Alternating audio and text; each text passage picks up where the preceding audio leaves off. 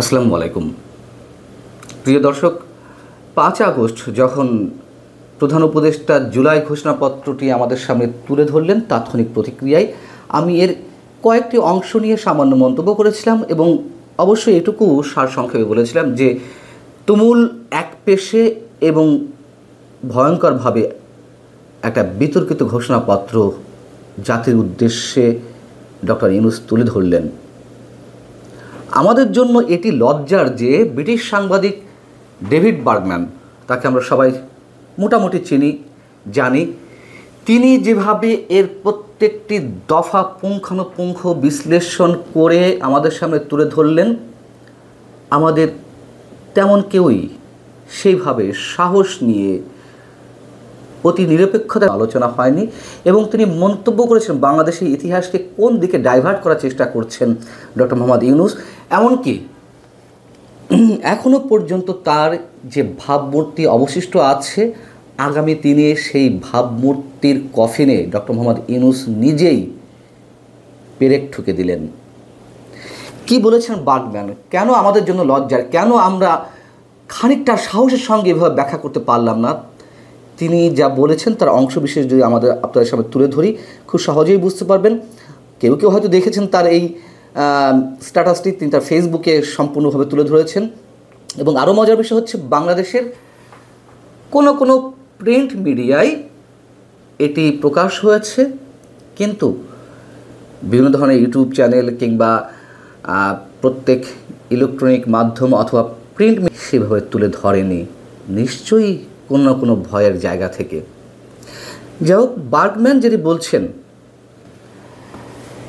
এই ঘোষণাপত্রে তুলে ধরা ইতিহাসের বেশিরভাগ অংশ একই সঙ্গে আওয়ামী লীগ নিয়ে বর্ণনা অত্যন্ত পক্ষপাতদুষ্ট এবং একতরফা, যেটি আমি আমার তাৎক্ষণিক প্রতিক্রিয়াতে জানিয়েছিলাম।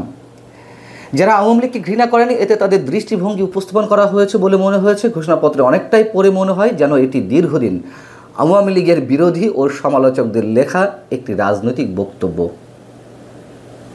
এখন তো সব ইতিহাসের কিভাবে সব কিছু দুমড়ে মুচড়ে ফেলা হচ্ছে একপেশেভাবে আমরা সবাই জানি।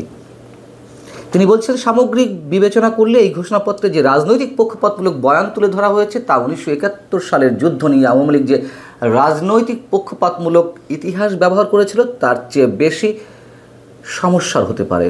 অর্থাৎ আওয়ামী লীগ অবশ্যই মুক্তিযুদ্ধের ইতিহাসকে, মুক্তিযুদ্ধের সম্পূর্ণ কৃতিত্বকে তাদের একক দাবিদার হিসেবে প্রতিষ্ঠা করেছিল।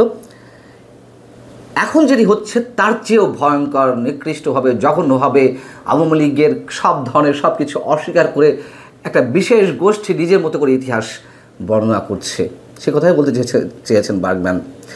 এই ঘোষণাপত্র অতিমাত্রায় পক্ষপাতদুষ্ট রাজনৈতিক পক্ষপাতমূলক একটি ইতিহাসের বর্ণনাকে সরিয়ে তার চেয়ে বেশি রাজনৈতিক পক্ষপাতমূলক আরেকটি বর্ণনাকে প্রতিষ্ঠা করছে। কে জানতো 5 আগস্ট আসলে সেটি নিয়েই ছিল। অর্থাৎ এই যে ছোট্ট একটি বাক্য, এর মধ্য দিয়ে তিনি বোঝাতে চেয়েছেন যে অভ্যুত্থানটি সৃষ্টি হয়েছে। বারবার আমি একটা কথা বলি, সেটি বারবার বোঝাতে চেয়েছেন সাধারণ মানুষের ইনভলভমেন্ট অবশ্যই ছিল, আওয়ামী লীগের বিরুদ্ধে ক্ষোভ, তাদের যে নানান ধরনের বঞ্চনার জায়গাটি সেটির বহিঃপ্রকাশ ঘটেছিল, মানুষ রাজপথে নেমে এসেছিল, কিন্তু এর আড়ালে ভিন্ন এক ষড়যন্ত্র ছিল যারা নেতৃত্ব দিচ্ছিলেন। তিনি বলছেন, ইতিহাসের এই বয়ানে নিচের বিষয়গুলো উপেক্ষা করা হয়েছে, ত্রুটি রয়েছে এবং ভুলভাবে উপস্থাপন করা হয়েছে। সেগুলো কি?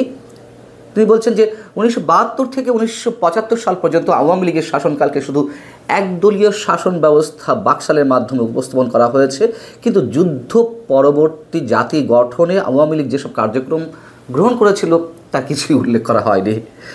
1975 সালের আগস্টে সেনা সদস্যদের হাতে, কতিপয় সেনা সদস্যদের হাতে তৎকালীন প্রধানমন্ত্রী বঙ্গবন্ধুর কথা বলছেন তিনি যে তার পরিবারের 16 জন সদস্যের সাথে হত্যাকাণ্ডের শিকার হলেন সেটি উল্লেখ করা হয়নি। এই হত্যাকাণ্ডের মধ্য দিয়ে বছরের পর বছর ধরে সামরিক শাসন শুরু হয়েছিল।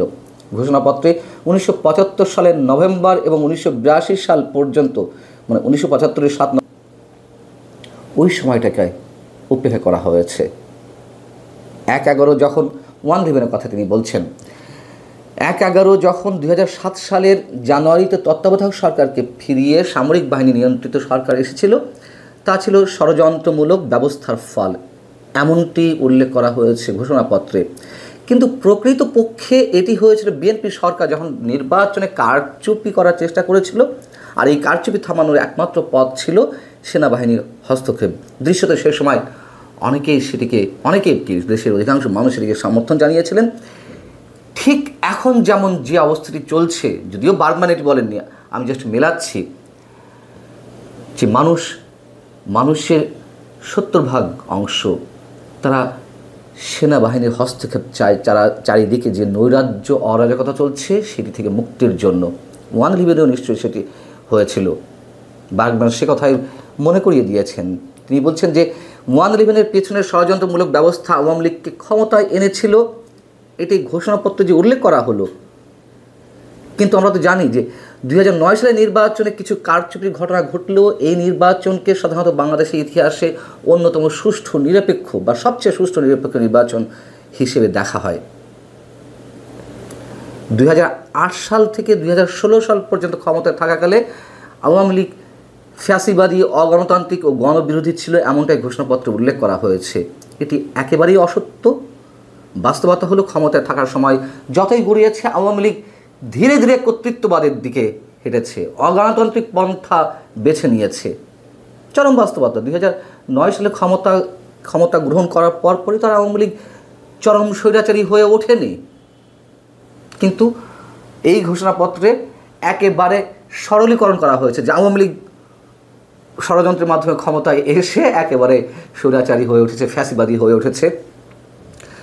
তিনি বলছেন যে তাই আওয়ামী লীগ সরকারের সময়কালের বর্ণনা দিতে গিয়ে ঘোষণাপত্রে এই বিশেষণগুলো ব্যবহার করা হয়েছে: গণবিরোধী, স্বৈরাচারী, মানবাধিকার বিরোধী, মাফিয়া ও ব্যর্থ রাষ্ট্র, সীমাহীন দুর্নীতি, ব্যাংক লুট এবং অনুসরণ করা নীতিগুলো প্রাণ বৈচিত্র্য ও জলবায়ুকে বিপন্ন করছে। এগুলো কয়েকটি অবশ্যই সত্য, কিন্তু ঘোষণাপত্রে আওয়ামী লীগের অন্য আরেকটি দিক পুরোপুরি বাদ দেওয়া হয়েছে। সেটি কোনটি? অর্থনৈতিক প্রবৃদ্ধি, নারী শিক্ষা, অবকাঠামোগত উন্নয়ন এবং প্রকৃতপক্ষে জলবায়ু পরিবর্তনের ক্ষেত্রে যে বিরাট সাফল্য ছিল তার সব কিছুই। এবং পরবর্তীতে এসে তিনি অনেক বেশি স্পর্শকাতর একটি বিষয় তুলেছেন। ঘোষণাপত্রের সংবিধানের 106 অনুচ্ছেদের অধীনে 2024 সালে 8 আগস্ট সুপ্রিম কোর্টের দেওয়া মতামতের কথা উল্লেখ করা হয়েছে। কিন্তু তিনি বলছেন যে অন্তর্বর্তী সরকারকে বৈধতা দেওয়ার কথা সুপ্রিম কোর্টে রেফারেন্স দিয়ে বলা হচ্ছে, আমার জানামতে স্বাক্ষরকৃত ওই আদেশ কেউ দেখেননি। এ থেকে বিচারকরা আদৌ কখনো স্বাক্ষর করেছেন কিনা এটিতে তা নিয়ে প্রশ্ন উঠেছে। যেহেতু সাম্প্রতিক সময়ে অনেক বিতর্কের জন্ম দিয়েছে, যখন সেনাবাহিনীর পক্ষ থেকে তালিকা প্রকাশ করা হলো 5 আগস্টের সময় কারা কারা সেনা নিবাসে আশ্রয় নিয়েছিলেন, তার মধ্যে সাবেক প্রধান বিচারপতি ওবায়দুল হাসান সহ অ্যাপিলেট ডিভিশনের বিচারপতিদের কেউ আশ্রয় নিয়েছিলেন। তাহলে কিভাবে সেই রেফারেন্সের কথা উল্লেখ করা হচ্ছে যে সেখানে তাদের স্বাক্ষর ছিল?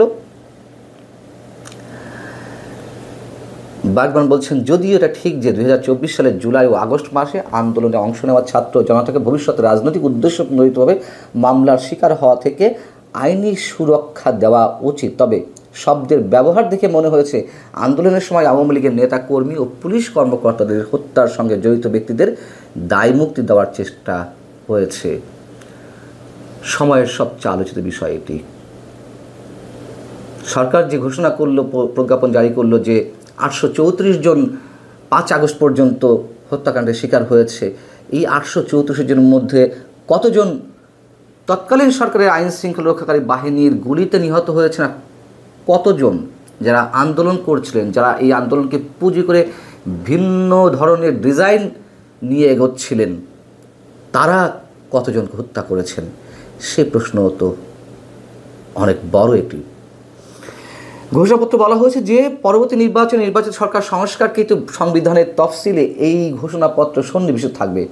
এমন একটি ঐতিহাসিক ও রাজনৈতিক পক্ষপাতমূলক দলিল যদি সংবিধানে অন্তর্ভুক্ত হয় তা হবে অবশ্যই লজ্জাজনক।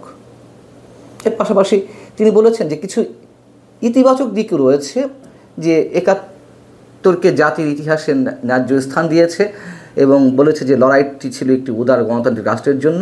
এটুকু না বললে তো নয়, এটুকু না বলে তো কোনো উপায় নেই। আমি এই পৃথিবীকে যদি স্বীকার করে নিতে চাই, তাহলে এই পৃথিবীর সূর্যকে স্বীকার করে নিতে হবে, আমার আলো বাতাসকে স্বীকার করে নিতে হবে। ঠিক মানে এইগুলোর তো বিকল্প কিছু নেই। ৭১কে বাদ দিয়ে বাংলাদেশে কোনো কিছু রচনা করা সম্ভব না কোনোভাবেই। বাধ্য হয়েই ৭১-এর ইতিহাসকে খানিকটা হলেও আনতে হয়েছে। বার্গম্যান বলছেন যে এটি সঠিকভাবে বলা হয়েছে ২০২৪ সালের জুলাই ও আগস্টে রাষ্ট্রীয় নিরাপত্তা বাহিনী বিভিন্ন পক্ষের হাতে নিহত ব্যক্তির সংখ্যা ছিল প্রায় ১,০০০। আমি এখানে সামান্য দ্বিমত পোষণ করছি। যে ১,০০০ কথা বলেছেন ডক্টর মোহাম্মদ ইউনূস, প্রায় ১,০০০ উল্লেখ করেছেন তার মনের মতো করে একটু ভারিক্যতা বোঝানোর জন্য। কিন্তু সরকার তো প্রজ্ঞাপন জারি করেছে, যেটি আমি একটু আগে বললাম যে ৮৩৪ জন, এবং তার মধ্যে কতজন আইন শৃঙ্খলা রক্ষাকারী বাহিনী দ্বারা অথবা অন্য কারোর মাধ্যমে, সেটি তো বলার সাহস রাখেননি ডক্টর মোহাম্মদ ইউনূস, রাখার কথাও নয়। এবং সব মিলিয়ে তিনি বলছেন যে এটি উল্লেখযোগ্য যে অধ্যাপক ইউনূস, যিনি দলীয় রাজনীতিতে জড়িত না থাকার সুবিধাজনক অবস্থান থেকে অন্তর্বর্তী সরকারের নেতৃত্ব দিতে এসেছিলেন, তিনি এই ঘোষণাপত্রে নিজের নাম অন্তর্ভুক্ত করতে সম্মত হয়েছেন। কে জানে নির্বাচনের পর অধ্যাপক ইউনূসের জন্য কী ভবিষ্যৎ অপেক্ষা করছে। এবং তিনি বলছেন এই ঘোষণাপত্রে তার সম্পৃক্ততা তার এককালের উজ্জ্বল ভাবমূর্তির কফিনে পেরেক ঠুকে দেওয়ার মতো হবে। এমন নির্মোহ, নৈর্ব্যক্তিক, এমন নিরপেক্ষ বিশ্লেষণ এটি করার মতন ক্ষমতা আমাদের কারো কি আছে এই মুহূর্তে? অথচ এই ডেভিড বার্গম্যান যুদ্ধাপরাধীর বিচারের ক্ষেত্রে কোনো কোনো বিষয় নিয়ে তিনি প্রশ্ন তুলেছিলেন। অবশ্য যুদ্ধাপরাধীর বিচার বিতর্কের ঊর্ধ্বে উঠে যে হয়েছে তা নয়, কোনো কোনো ক্ষেত্রে অবশ্যই অসঙ্গত ছিল, অস্বচ্ছতা ছিল। সেই বার্গম্যান এই বিষয় নিয়ে সমালোচনা করতে গিয়ে তৎকালীন আওয়ামী লীগ সরকার রোষানলে পড়েছিলেন। তাকে বাংলাদেশে ঢুকতে দেওয়া হয়নি। আদালত অবমাননার অভিযোগে তাকে বাংলাদেশের ট্রাইব্যুনালের কাঠগড়া পর্যন্ত উঠতে হয়েছে।